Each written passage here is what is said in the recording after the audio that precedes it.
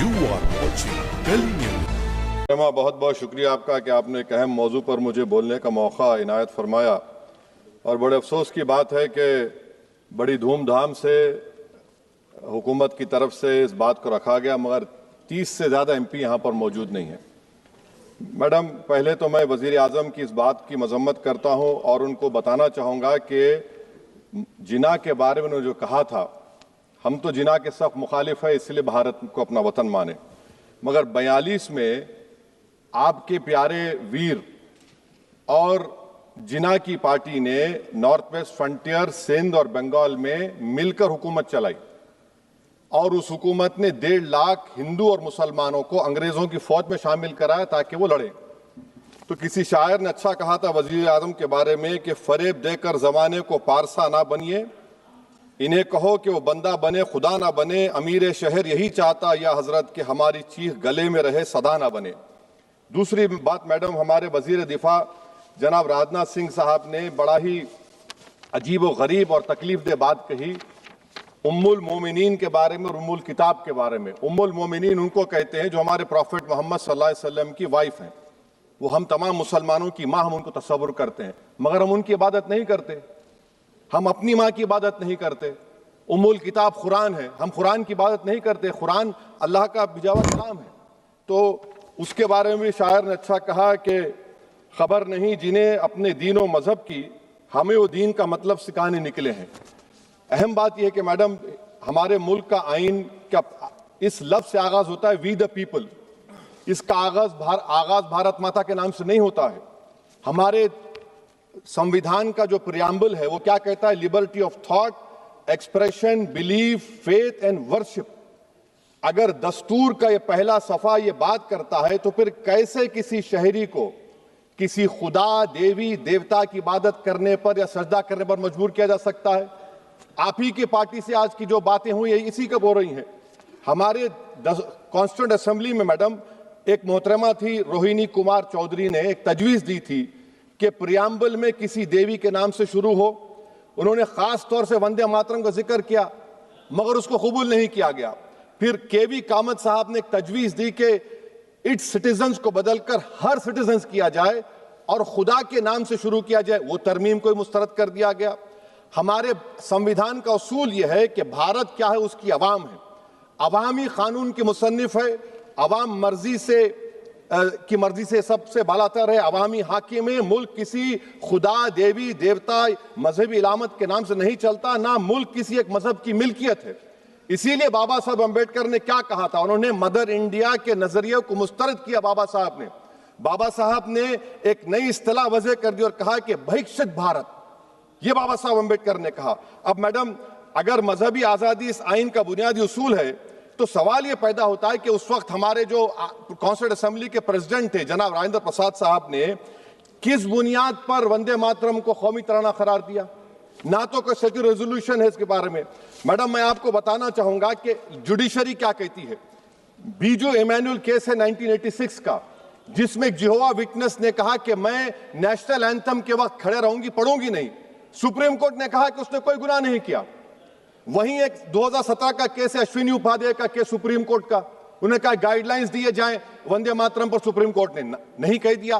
फिर आप आ जाइए madam, prevention of insult act national 1971, इसमें नेशनल सॉन्ग नहीं है, सिर्फ नेशनल एम्बलम और आपका नेशनल एंथम है। फिर आप आ जाइए 40th अमेंडमेंट आर्टिकल 51 है, 76 में पास हुआ, उसमें भी इसका कोई जिक्र नहीं है। मैडम, मैं आपके सामने बताना चाहूंगा कि हमारा भारत एक इसका मजमुआ क्या है, इसमें हिंदू है, मुसलमान है, सिख है, ईसाई है, जैन है, एथिस्ट है, मेहनत कश है, किसान, गरीब, मजलूम और दलित है। मगर अगर जो तकारीर आज हमने यहां पर सुनी और बाहर जो सुनते हैं, अगर भारत को देवी कहने और उसके आगे सजदा करने, तो दरअसल कौम परस्ती को, वतन से मोहब्बत को मजहब में तब्दील कर रहे और फिर यहां पर बोल रहे कि अगर भारत में रहना है तो वंदे मातरम गाना पड़ेगा। भाई, ये तो संविधान के खिलाफ है, सुप्रीम कोर्ट के जजमेंट के खिलाफ है। अगर वंदे मातरम मैडम कौमियत का मियार है तो फिर सवाल यह है कि हसरत मोहानी की कौमियत क्या थी जिसने इनकलाब जिंदाबाद का नारा दिया? अगर यूसुफ मेहर अली ने quit India, Simon go back का नारा दिया तो उसकी कौमियत क्या थी? अगर हैदराबाद से मौलवी अलाउद्दीन जो मक्का मस्जिद का पहला मुजरिम है काला पानी में, और तूरेबाज खान जो मारकर लाश को लटका दिया गया था हैदराबाद में 8 दिन तक, उसकी कौमियत क्या थी? अगर इनायतुल्लाह काफी जो जिहाद का फतवा अंग्रेजों के खिलाफ दिया मुरादाबाद में, जब उनको 2 दिन में फांसी की सजा दी गई, और जब फांसी की सजा के ओर जा रहे हैं तो इनायतुल्लाह मौलाना काफी की जबान पर क्या था? वो रसूलुल्लाह हमारे प्रॉफिट की नात पढ़ रहे थे। क्या पढ़ रहे थे? कोई गुल बाकी रहेगा ना चमन रह जाएगा, पर रसूलुल्लाह का दीन हसन रह जाएगा। तो उनकी कौमियत क्या थी? माल्टा की जेल में महमूदुल हसन, हुसैन अहमद मदनी 6 महीने माल्टा की जेल की ग्राउंड में पड़े रहे, उनकी कौमियत क्या थी? अल्लामा फजल खैराबादी का वो सेल काला पानी का पुकार पुकार कर इनसे पूछ रहा है, जो वहीं पर मर गए, खबर वहां पर है, बताओ मेरी कौमियत क्या थी? मैडम, मैं एक मुसलमान हूं, मैं इस्लाम को मानने वाला बावकार इंसान हूं, और मेरे मजहब की बुनियादी तालीम तौहीद है, ला इलाहा इल्लल्लाह, नहीं है कोई खुदा सिवा अल्लाह के। और कुरान में अल्लाह क्या बोल रहा? इय्याका नाबुदु इय्याका नस्तईन, तुम मेरी इबादत करो, मुझे मानो। मुझे कहां से मिल रहा? आर्टिकल 25 से मिल रहा है। मुझे कहां से मिल रहा है? Liberty of thought, expression, belief, faith and worship से मिल रहा है। तो इसको जोड़ना ये बहुत ही खतरनाक होगा। और हमारे प्रॉफेट मोहम्मद सल्लल्लाहु अलैहि वसल्लम जब मदीने को गए तो उन्होंने उस वतन के लिए दुआ की, कहा कि अल्लाह मदीने की मोहब्बत हमारे दिलों में और इजाफा कर दे, मक्के से ज्यादा कर दे।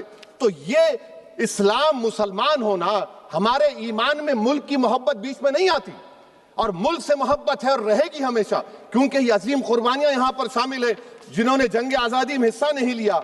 आज अगर वो वतन की मोहब्बत का दर्ज देंगे तो बड़ा गलत होगा। मैडम, मैं आपके सामने एक चीज पढ़ूंगा। 1937 रविंद्रनाथ टैगोर ने लेटर लिखा सुभाष चंद्र बोस को। मैं सिर्फ, किसी ने नहीं पढ़ा ये। क्या कहा टैगोर साहब ने? But parliament is a place of union for all religious groups and there the song cannot be appropriate. When Bengali Muslims show sign of stubborn fanatism, we regard it intolerable. When we too copy them and make unreasonable demands, it will be self-defeating. ये मैं इसको ले करूंगा madam, आप देख लीजिए। फिर दूसरी तरफ मैडम आप आ जाइए, मैं यहाँ पर बैठकर, हाँ, जितने तकारीर यहाँ पर हुए सब जनगण मन पर तनकीद किए। तो मैडम मुझे ये कहना पड़ेगा कि जनगण मन पर आप लोग इतनी तकलीफ क्यों उठा रहे हैं? आखिर इतनी तकलीफ क्यों है? तो मैं जब जाकर देखा तो मुझे 28 दिसंबर का ऑर्गेनाइजर मैगजीन का आर्टिकल मिला, जिसमें ऑर्गेनाइजर लिखता है कि what is the moral sanction behind government choice of Janagana Mana, except that it can be made an item of entertainment at the sumptuous parties thrown by government officials. आप बताइए, इसका बोलेंगे आप? और फिर उसके काइंड कैसा करते हैं? It will mean we can not love our motherhood. Madam please, it will mean that Vande Mataram is buried alive with the word Jan Gan Mana on the tombstone, for the tomb will also be of Jan Gan Mana of the will of the people. इस पर आप क्या बोलेंगे?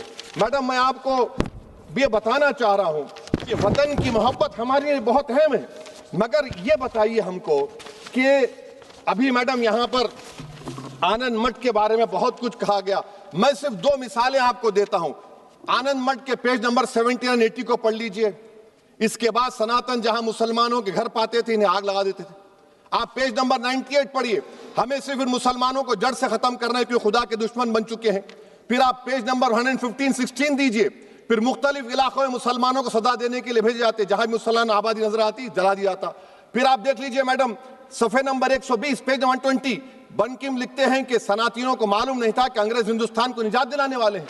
ये आप क्यों कर रहे हैं? अब आप मैडम, मैं आपको पेपर्स दे कर दूंगा। मैडम, भारत में हमारी आजादी इसलिए आई और बरकरार रही कि हमने मुल्क और मजहब को एक चीज नहीं बनाया। हमने ऐलान किया कि हमारी मुल्क मुख्तलिफ तबकात मज़ाहिब पर मुश्तमिल है। हमारे मुश्तरका तकदीर हमारी कौमियत का सरचश्मा है। यह खास जबान, सखावत, मजहब नहीं है। अगर वंदे मातरम का मतन कौम और मजहब को एक बना देता है, अगर हम इसे टेस्ट बनाते हैं वफादारी का, तो फिर मान लीजिए कि यह गांधी, अंबेडकर, टैगोर, बोस और लाखों आजादी के सिपाहियों की सोच को छोड़कर गोडसे की सोच की हिंदू कौमी परस्ताना, मैडम खत्म कर रहा हूं, हिंदू कौम परस्ताना को अख्तियार करेंगे। मुझे वतन से बेइंतहा मोहब्बत है मैडम, और इंशाल्लाह हमेशा रहेगी। मगर बावजूद इसके कि मेरी मस्जिद, मेरी इबादतगाह, मेरे कपड़े, मेरे कारोबार पर हमले होते, मगर मैं फिर भी कहता हूं कि वतन मेरा, हर वतन को हम छोड़कर नहीं जाएंगे। मगर हुब्बुल वतनी का क्या मुतालबा है? हुब्बुल वतनी ये कहता है कि वतन से मोहब्बत है तो जुल्म को खत्म करो, गरीबी को खत्म करो, बेरोजगारी को खत्म करो, जबर का खात्मा करो, अमन का गहवारा बनाओ, पाकिस्तान की दहशतगर्दी को खत्म करो, एक्सप्लॉयटेशन को रोको, शरारत को रोको, मुल्क के खिलाफ की जाने वाली साजिश खत्म करो। मैडम, भारत एक चमन है जहां पर हर फूल को खिलना चाहिए, और अगर कोई इस फूल के अगर पूरे फूल खिलेंगे तो उसकी खुशबू से ये वतन मुअत्तर होगा। मगर अगर इस चमन का माली ये कहेगा कि एक ही फूल खिलेगा, तो मैं जिम्मेदारी के साथ कह रहा हूं, अगर एक ही फूल खिलेगा तो वो सहरा बन जाएगा और माली माली नहीं रहेगा, वो जल्लाद कहलाएगा। तो इसीलिए मैडम, हम उम्मीद करते हैं कि हुकूमत इस पर जोर जबर ना करे। मेरा राइट है, यकीनन मैं जानता हूं कि आजादी के लड़ाई में वंदे मातरम का नारा था, मगर अगर आप इसको जबर करेंगे तो ये संविधान के खिलाफ है। वफादारी का सर्टिफिकेट हमसे मत लीजिए मैडम, खत्म कर रहा हूं, वफादारी का सर्टिफिकेट हमसे मत लीजिए। आपके बुजुर्गों के कोई एक किताब में लिख के क्या लिखा है बता दीजिए, कहां पर क्या लिखा हुआ है। तो मैं मैडम, मैं इस शेर पर अपनी बात को खत्म कर रहा हूं मैडम, मैं इस शेर पर अपनी बात को खत्म कर रहा हूं मैडम, मैं अपनी बात को खत्म कर देता हूं मैडम, क्योंकि आप बहुत जल्दी में हैं।